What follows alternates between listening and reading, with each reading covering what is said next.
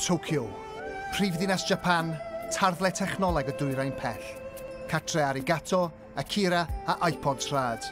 Mae'n ddinas sydd wedi goroesi rhyfeloedd a Godzilla. Mae yna nifer o resymau i fynd i Tokyo. Y pobl, y bwyd, y diwylliant. Ond anwybyddon ni y rhan fwy ohonynt achos mond un gwir reswm oedd i fod na. Tokyo Game Show 2009, pa le gwell i chwilio am y games action fydd allan dros y misoedd nesaf. Mae matha fi yn real babis mami. Ond diolch byth am bod yn gallu byw bywyd a chydig bach mwy cyffroes i chwarae gemau cyfrifiadurol. Dyma'r gemau action gorau ddod mas o Tokyo Game Show 2009. Mae'r gyfres Tekken yn hynod boblogaidd, ac eleni mae'r chweched yn y gyfres yn dod mas. Dwi'n meddwl fawr o ffait, dwi'n hyn o'n cyffwrdd i gilydd. Mae'n elfen lot fwy ar swyddus tro yma. Mae wedi cael gafel ar Cotton Hairgel, Rhydian Bowen Phillips. Ready, fight!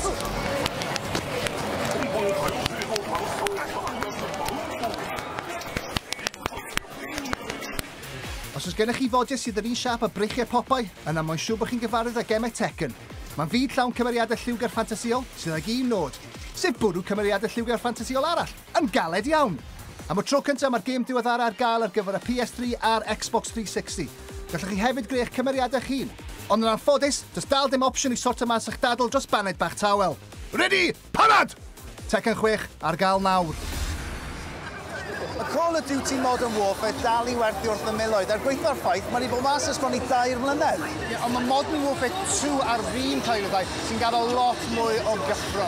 Dwi'n meddwl lot o milwyr newydd, sy'n ni wedi gwneud cweir iddyn nhw. Geeks! Mae pawb yn gwybod fod rhyfel yn dwp, a'r unig le dylir ei weld yw mewn manylder uwch trwy eich consol. Mae'r holl gynhwysion sy'n neud y gyfres yma mor boblogaidd yw gweld unwaith yn rhagor, ond bod mwy i'w wneud. Mae'r co-op wedi gwella ers y gêm ddwetha, gan roi cyfle i chi a'ch ffrindiau rhyfela yn erbyn y peiriant. Tipyn bach fel Terminator Salvation, ond heb yr actio gwael. Call of Duty Modern Warfare 2 ar gael nawr. Dan, ti'n ddigon o ddyn i helpu Solid Snake drechu'r baddies? Math, i fi wneud i Solid Snake edrych fel mwydyn meddwl. Just gadw ni fi pad poeni.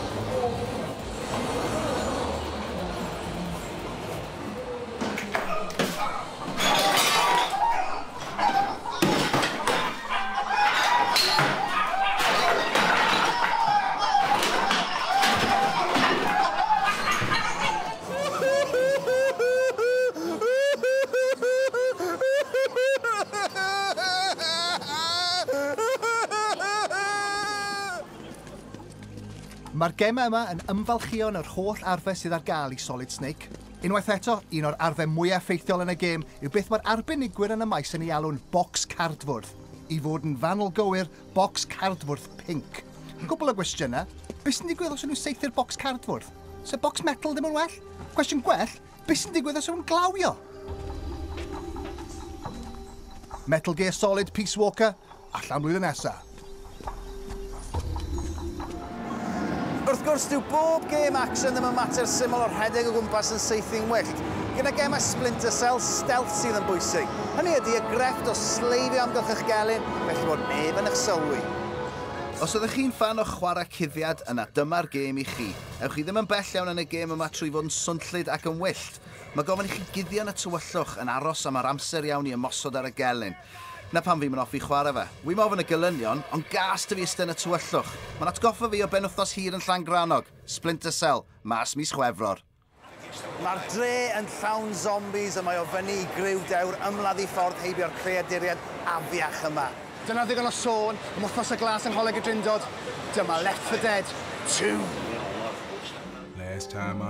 Daeth y gêm gyntaf Left 4 Dead o'n lle gan wirdroi y byd gemau cyfrifiadurol am un reswm arbennig. Roedd yr elfen co-op yn angenreidiol os am orffen y gêm. Mae'r ail gêm yn mynd hyd yn oed ymhellach, gyda 2 ffordd newydd o gyd chwarae, pob un efo'r un nod. Dianc o'r ddinas heb cael eich brathu gan zombies. A'r tro yma, mae yna fwy o zombies. Lot mwy o zombies. Mae colli un planed yn anffodus. Colli 2? Hwna jyst yn angerifol. Oedd lot o hwyl i gael yn Lost Planet 1, wrth i nifer o lefelau cael ei gosod mewn tirlun llawn eira. Perffaith ar gyfer adeg mawr flwyddyn. Mae mwy o Lost Planet 2 wedi osod yn yr eira, ond mae rhai o'r lefelau yn anialwch. Hynny ydy wedi gosod yn yr anialwch, nid bod y lefels yn anialwch. I'r gwrthwyneb a dweud y gwir, mae'n edrych yn anhygoel. Lost Planet, mas mis Mawrth.